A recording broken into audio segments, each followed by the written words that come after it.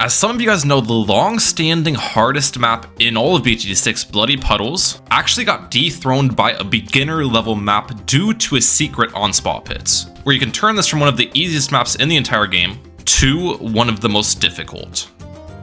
Meet Tar Pits. And this map is absolutely insane. There's 5 separate tracks where the balloons come out of, with those balloons taking a very short path as well, giving you little time to defend. And this map was actually so difficult that it was straight up impossible to beat in CHIMPS mode, as no one could find a single setup that beat rounds 6 and 7, until version 52.0 came out, with a huge change to one of the starting towers, the Mermonkey, with a reduction in price to only $295 in CHIMPS mode. Which means thanks to this price reduction, you can now start with a submarine and a Mermonkey on round 6. Despite that fact though, even with the submarine Mermonkey start, people could not find a way to beat the early game until 4 days ago, when this bombshell of a video dropped from Density Destiny, where they completed the first ever legit Tar Pits run by using a pixel perfect submarine spot and a pixel perfect Mermonkey spot with a mid-round placement from the Mermonkey to hit an absolutely insane snipe on a blue balloon.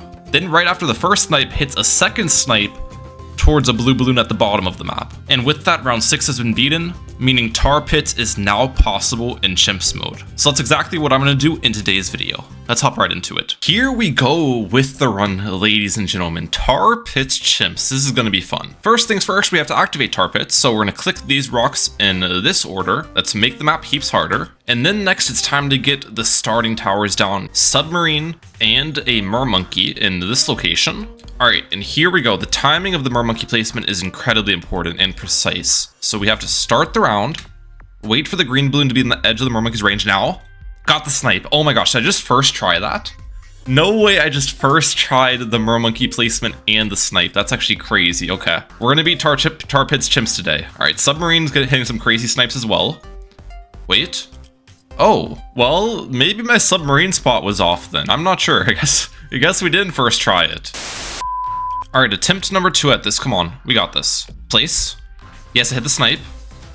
Alright, please say my submarine is actually gonna hit all the balloons this time around. I'm pretty sure you use first targeting. I was checking out CHIMPS' video just to get assurance on the placements. CHIMPS did make a video on this run as well, and he showed good pixel perfect spots for everything.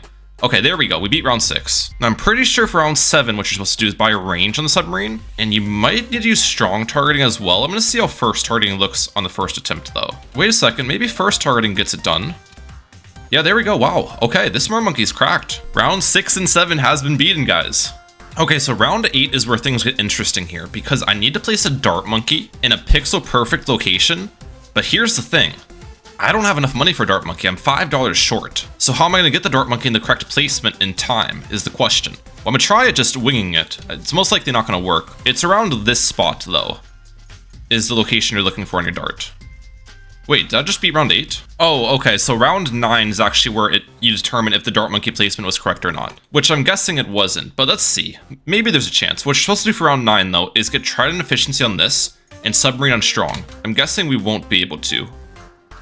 Yeah, it looks like we die. We don't have the correct dart spot. So here's what I ended up doing to get the pixel perfect Dart Monkey placement down. I called up my boy CHIMPS, and he showed me the secret technique to do it. Where first of all, I have to turn on extra large cursor, so to make it a little bit easier. And then go into Sandbox and hover my Dart Monkey in this specific spot. Then press Escape to remove the Dart Monkey and take a screenshot of my cursor. And with that, I now have a reference position of where to hover my cursor before round 8 starts. So then I can just start the round once I get $215, place the Dart Monkey in the location I need it, and watch my 3 pixel perfect spots defend rounds 8 and 9. Okay, big shout out to CHIMPS there. I guess my placements most likely just weren't pixel perfect. Like, these spots are so difficult to get down correctly. And now I think we might be able to experiment a little bit with our start.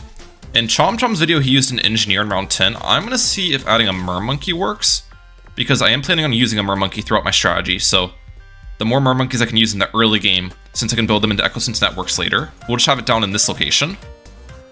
Does this defend the big group of blues? That's the question. Ooh, I died of that one. This is the hardest part about Tar Pits. Well, I mean, this map in general is just really difficult. There's going to be multiple hard parts, but getting through the early game is very difficult. And I think I'm going to add another Dart Monkey for round 11 in this location. I'm just trying to have decent coverage of every lane is my thoughts. Now you can see here, I did bring Striker Jones. We'll get into my overall strategy of the run later. Striker Jones is an interesting play because the main strategy people are always bringing on this map is Admiral Brickle with boats. But I wanted to try something different for my video. I thought that would be fun. Round 12 gets me. I was hoping I could save up for a twin gun sub. Maybe get another Mermonkey before that then? Now, there we go. 3 Mermonkeys, 2 Dart Monkeys, and 1 Submarine. What a weird start. Having the Mermonkey price decrease really helps you out a ton in these early games, I'm not gonna lie. Definitely enjoying that buff. In round 14, I'm hoping we can get this into a twin guns. Should be able to afford it. Yep. Round 15 is going to be one of the hardest rounds in the early game though, because that's when pink balloons come out, and I am pretty scared. Got a feeling we're going to struggle. Yeah, that did not look great. Okay, I can't beat round 15. I think we're going to go back a little bit. Instead of getting twin guns in the submarine, I'm going to try something else. And that is getting another submarine down in this location. Technically, I'm getting the same extra DPS through a second sub, and it's much cheaper than a twin guns edition. And it should allow me to actually afford a sniper monkey for round 15. Having a sniper would be really nice. Just having coverage of every single lane. Can pop pink balloons down on strong targeting. First. Oh, red balloon? No, I think this can work though. First. Okay, we beat it. Round 15's done. Let's go. That was one of the biggest rounds I was scared of getting through in the early game. Now we should hopefully have a couple easy ones. Maybe save for an airburst starts until submarine next. Actually, what if I do this? Let me cook, guys. We get a Mermonkey towards the center of the map, and I get Echosense Network on you. Can this reach? Yep, there we go, that defends. And instead of the advanced intel early game, I see if I can get a Abyss Dweller early game. Now it's gonna be a little bit difficult to pull off, because the Mermonkey's not gonna help out much till I get multiple Echosense Networks and things, but I feel like it's a decent idea. I've got 2 stacks so far. This will be the 3rd stack soon. The other nice part about this Mermonkey start is we have camo detection, because all of these Echosense Networks have camo. So we've got camo across most of the lanes. Yep, there we go. Round 24 camo balloons easy. Round 27, I'd imagine we're good against this. Normally, this round can be a little bit tricky due to the pierce limitations, but with multiple Mermonkeys that have good pierce and damage, I think we're gonna be fine. Ooh, some of the snipes are off though. I think, if anything, I've got to add another Mermonkey. All right, let's see. Defend. Wait, we're holding the line. Yes. Oh, we did it. Let's go. Round 28 leads. As I said earlier, this should be easy. We're chilling. Could I possibly get Striker Jones down on this round before Abyss Dweller and all of that jazz? And still save up for the Abyss Dweller? Because this would result in me having more hero leveling, which is important. Especially on this map as well, because even though Tar Pits is like considered by everyone to be a high level expert map, the hero leveling on this map is very slow because it originates from Spa Pits. So it has beginner map hero leveling, which is part of the reason why I chose Striker, since he levels up pretty quickly in comparison to some other heroes you see on these difficult maps like Psy, for example. But either way, it looks like with Striker Jones down, we can still save for Abyss Dweller. That wasn't too difficult. Just in time for these camos in round 33. And now I'm feeling decently comfortable, I'm thinking. I don't actually know what to add next. Knowing me, I probably would like to get a discount village if possible, but I'd imagine we need to get more Echosense Networks before then. Round 36, for example, is going to be a difficult one. I'm still defending round 35 though, which is to my surprise. And here's round 36. Do I defend these pinks?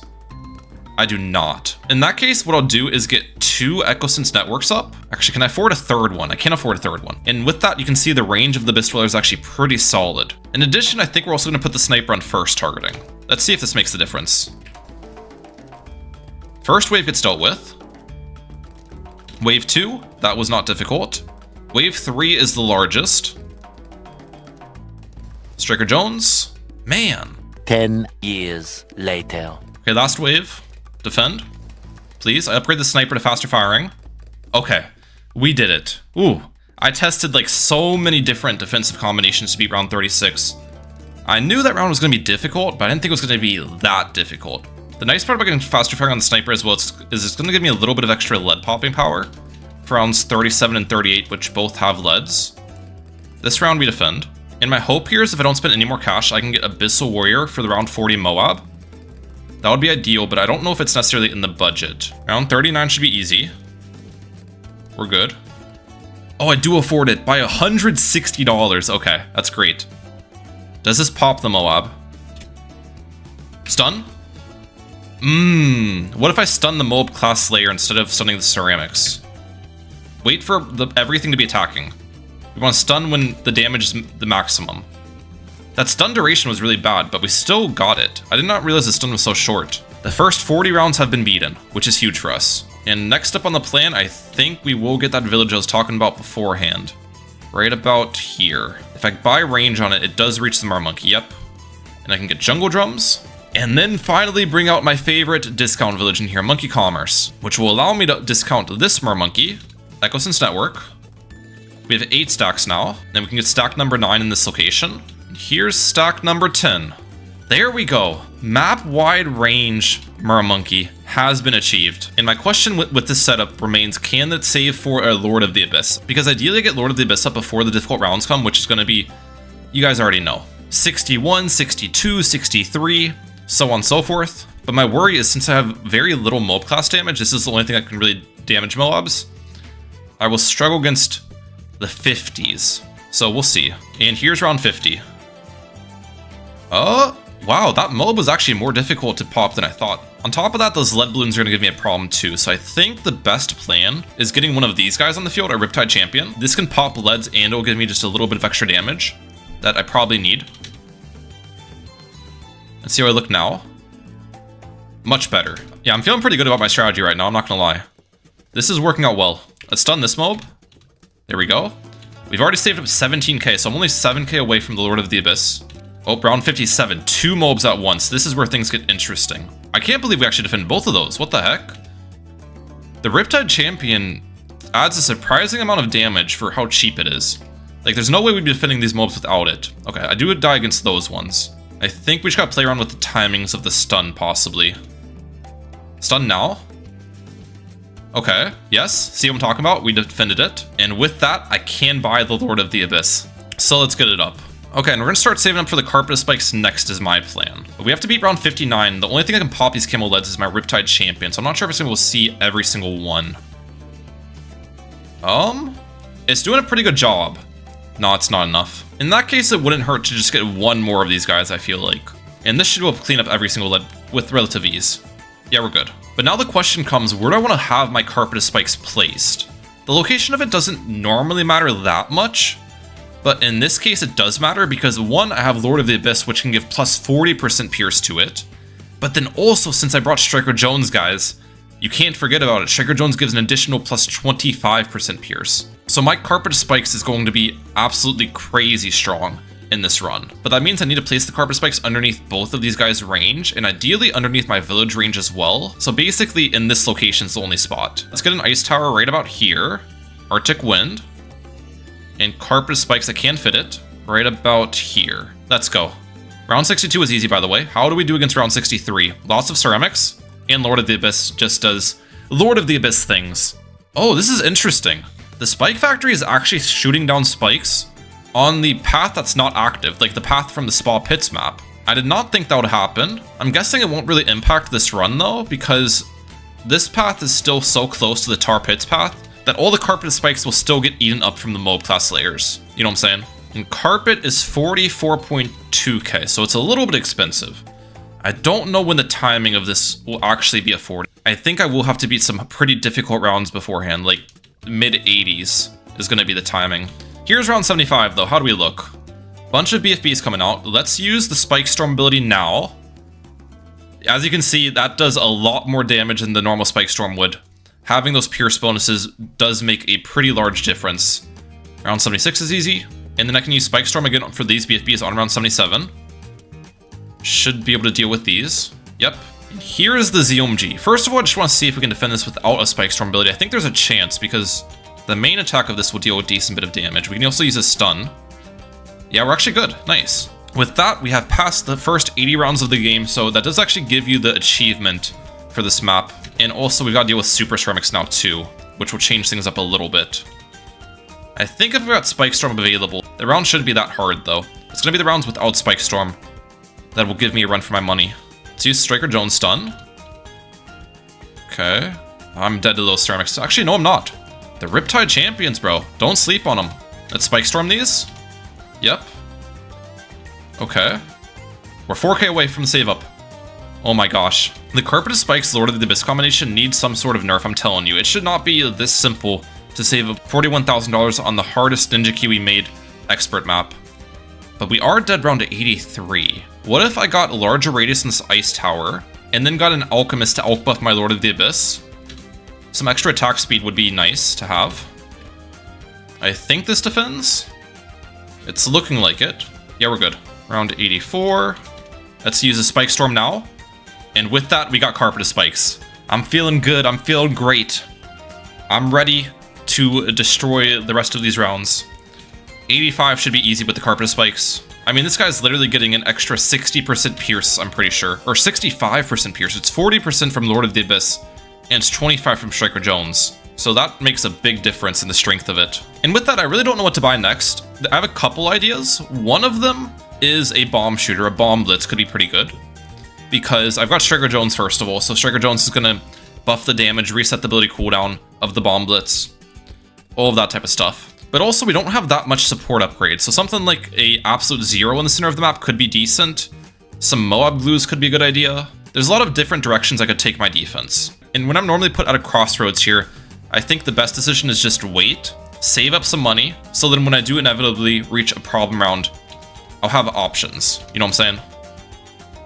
Alright, DDT is in round 93. They should just get obliterated. That's the Carpeted Spike specialty. DDTs are not difficult for this guy. Here's round 94. That's stun. I don't have Carpeted Spike's ability available. I might go down here, is my thoughts.